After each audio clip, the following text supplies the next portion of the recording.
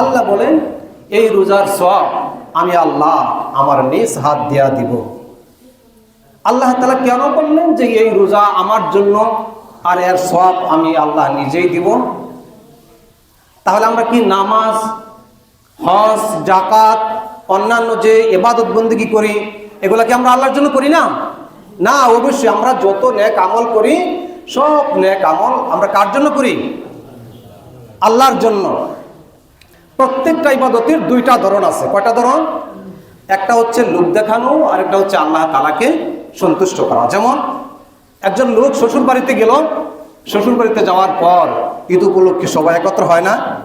সবাই একত্র হয়েছে, সবাই নামাজ পড়ে। কিন্তু এখন আমি যদি নামাজ না পড়ি তাহলে মানুষ কি বলবে? এজন্য সে কি করে? নামাজ পড়ে। তাহলে সে যে নামাজটা পড়লো এটা কি আল্লাহ তাআলাকে সন্তুষ্ট করার জন্য পড়লো না তার শ্বশুর শাশুড়িকে দেখানোর জন্য? বলুন তো। এটা তার শ্বশুর শাশুড়িকে দেখানোর জন্যই এই নামাজটা পড়লো। এজন্য আল্লাহ বলেন বান্দার সামনে খাবার হাজির, বান্দার সামনে খাবার হাজির। বান্দা ইচ্ছা করলে তো খাবার খেতে পারেন, কিন্তু বান্দা খাবার খায় না। আমি আল্লাহর ভয়েতে বান্দা খাবার খায় না। সুতরাং এই বান্দা যখন রোজা রাখে ফাইন্নাহু লি ওয়া আনা আযযিবি, বান্দা যখন রোজা রাখেন তখন কেবলমাত্র আমি আল্লাহকে সন্তুষ্ট করার জন্যই তো বান্দা রোজা রাখেন। এজন্য এই রোজার সওয়াব আমি আল্লাহ আমার নিজ হাত দিয়া দিব। অন্য আরেক জায়গায় আসছে আস-সাওমু লি ওয়া আনা উযযাবি, রোজা আমার জন্যই আর এই রোজার পুরস্কার কিছুই না, আমি আল্লাহ তাআলা নিজেই রোজাদারের পুরস্কার হয়ে যাইব। জোরে জোরে বলুন সুবহানাল্লাহ। আল্লাহ তাআলা যদি রোজাদারের পুরস্কার হয়ে যায় তাহলে ওই রোজাদারের আর কোনো সমস্যা আছে? আপনারা কি বলুন? আল্লাহ রাব্বুল আলামিন বলেন ও ফেরেশতারা তোমরা বান্দার সমস্ত নেক আমলগুলো তোমরা লিপিবদ্ধ করে রাখো, কিন্তু রোজার সওয়াব তোমাদের লেখার প্রয়োজন নাই। তার কারণ হলো আমি আল্লাহ এই রোজার সওয়াব আমার নিজ হাত দিয়া দিব। সুবহানাল্লাহ। মুহতারাম হাজিরিন, আমাদের মাঝে যে মাস এসে উপস্থিত হয়েছে এই মাসটির নাম কি? মাহে রমাদান। এই মাসটি আমাদের মাঝে রহমত, মাগফিরাত এবং ক্ষমার সুসংবাদ নিয়ে বিশ্ব মুসলিমের দুয়ারে হাজির হয়েছে। ঠিক কিনা বলুন? এই মাসটির এত বরকত এবং মর্যাদা যে এই মাস সম্পর্কে পয়গম্বর আলাইহিস সালাতু ওয়াস সালাম বলেন ইয়া আইয়ুহান নাস قد أظلكم شهر عظيم شهر مبارك। ও সাহাবীরা, আল্লাহ রাব্বুল আলামিন আমাদেরকে এমন একটা মর্যাদা সম্পন্ন মাস দিয়েছেন, সেই মাসটির নাম হলো মাহে রমাদান। সেই মাসটির নাম কি? মাহে রমাদান। এমন একটা মাস আমাদেরকে দিয়েছেন, সেই মাসের নাম হলো মাহে রমাদান। রমদান শব্দটি রমদুন মূল ধাতু থেকে উৎপত্তি। এর অর্থ হলো জ্বালিয়ে দেওয়া, পুড়িয়ে দেওয়া, নিপাত করে দেওয়া, বশীভূত করে দেওয়া। এই রমদুনের অর্থ কি?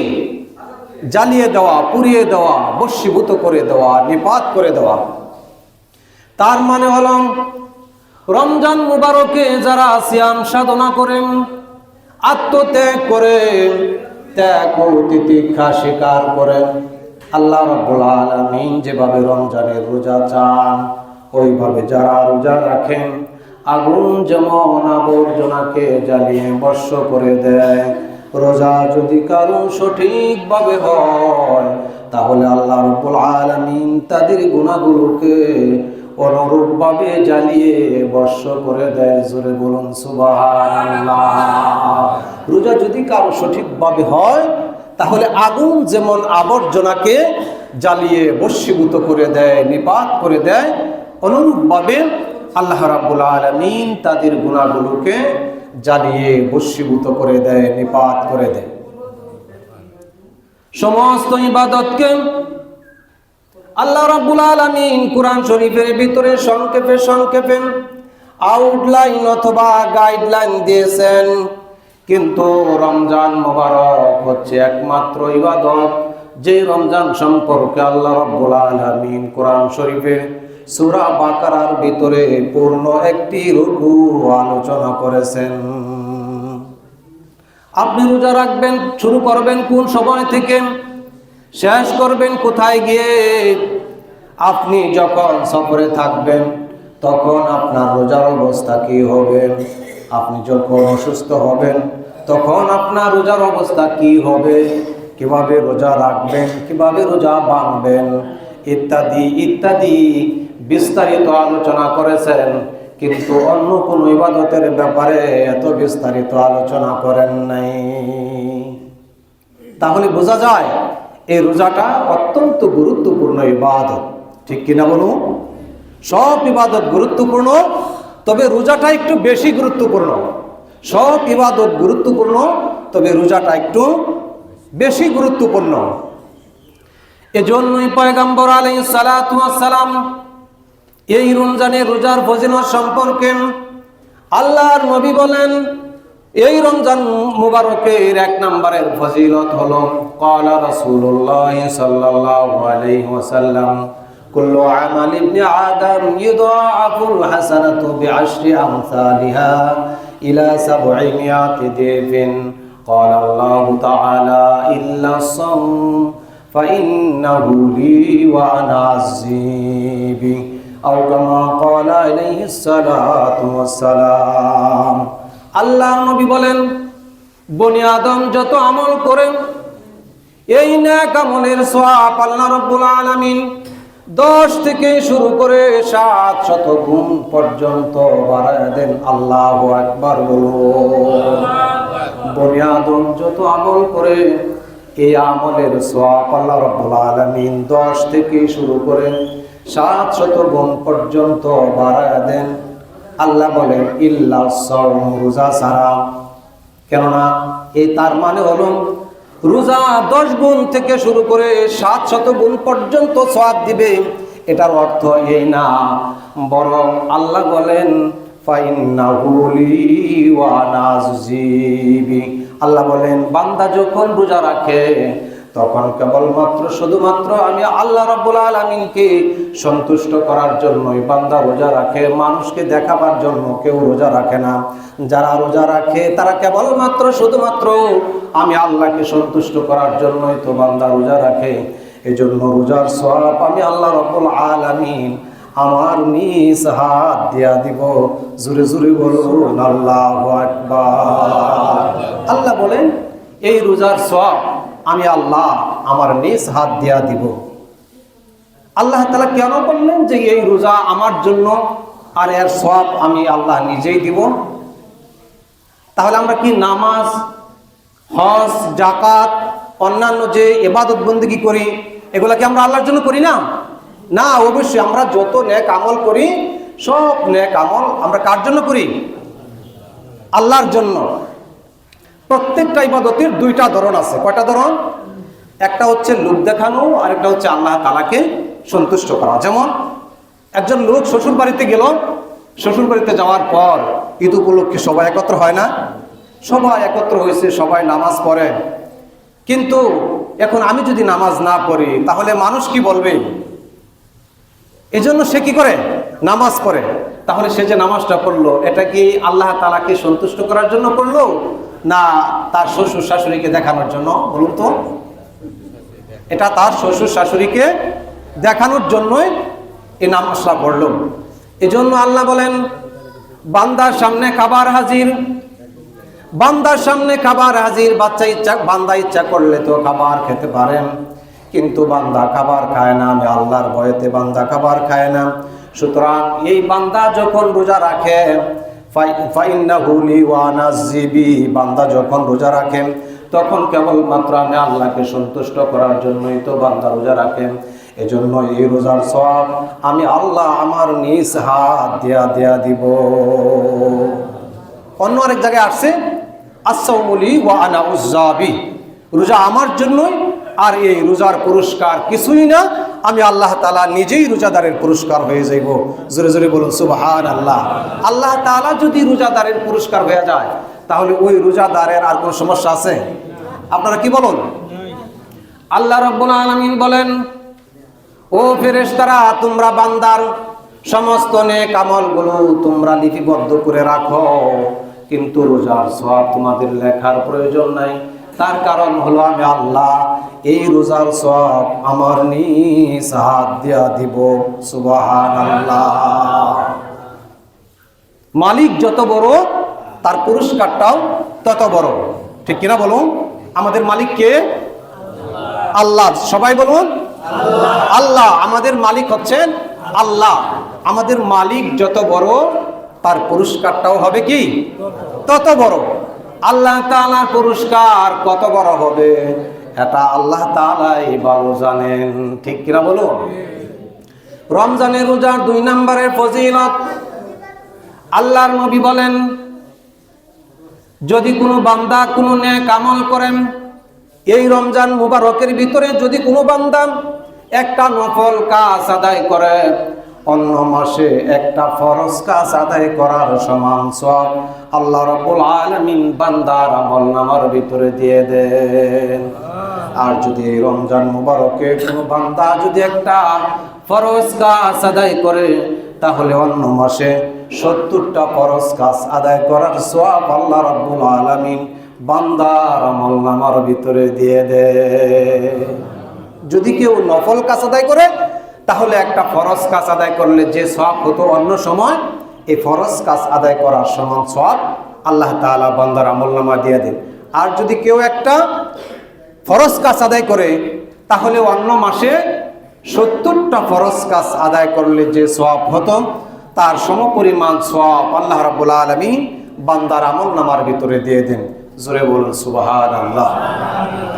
রমজানের 3 নম্বরের ফজিলত, রমজানের 3 নম্বরের ফজিলত সম্পর্কে আল্লাহর নবী বলেন, ক্বালা রাসূলুল্লাহ সাল্লাল্লাহু আলাইহি ওয়াসাল্লাম, ইন্না ফিল জান্নাতি বাবান ইউকালু লাহু রায়্যান ইয়াদখুলু মিনহু সায়িনুনা ওয়া লা ইয়াদখুলু মিনহু আহাদুন গায়রুহু ফাইজা দাখালু উগলিকা। আল্লাহর নবী বলেন, জান্নাতের ভিতরে একটা দরজা আছে, সেই দরজার নাম হলো রায়্যান। সেই দরজার নাম কি? রায়্যান। জান্নাতের ভিতরে একটা দরজা আছে, সেই দরজার নাম হলো রায়্যান। ওই দরজা দিয়ে কেবলমাত্র শুধুমাত্র রোজাদারেরাই প্রবেশ করবে, অন্য কেউ সেই দরজা দিয়ে প্রবেশ করতে পারবে না। আল্লাহর নবী বলেন, জান্নাতীরা রোজাদারেরা যখন জান্নাতের ভিতরে ওই দরজা দিয়ে প্রবেশ করবে, প্রবেশ করার পর সাথে সাথে সেই দরজাটা বন্ধ করে দেওয়া হবে। তার কারণ হলো এই দরজা দিয়া অন্য কেউ প্রবেশ করতে পারবে না, এই দরজা দিয়া কেবলমাত্র শুধুমাত্র রোজাদারেরাই প্রবেশ করবে। রমজানের রোজার 4 নম্বরের ফজিলত হলো, রমজানের রোজার 4 নম্বরের ফজিলত হলো, আল্লাহর নবীর একজন সাহাবী, তার নাম হলো আবু উমামা। জোরে বলুন ওই সাহাবীর নাম কি? আবু উমামা। এ আবু উমামা রাদিয়াল্লাহু তাআলা আনহু বলেন, আবু উমামা রাদিয়াল্লাহু তাআলা আনহু বলেন, আল্লাহর নবীর একজন জলিল কদর সাহাবী আবু উমামা রাদিয়াল্লাহু তাআলা আনহু বললেন, আতাইতু রাসূলুল্লাহ সাল্লাল্লাহু আলাইহি ওয়াসাল্লাম ফাকুলতু ইয়া রাসূলাল্লাহ মুরুনি বিআমালিন ইউদখিলুনিল জান্নাহ।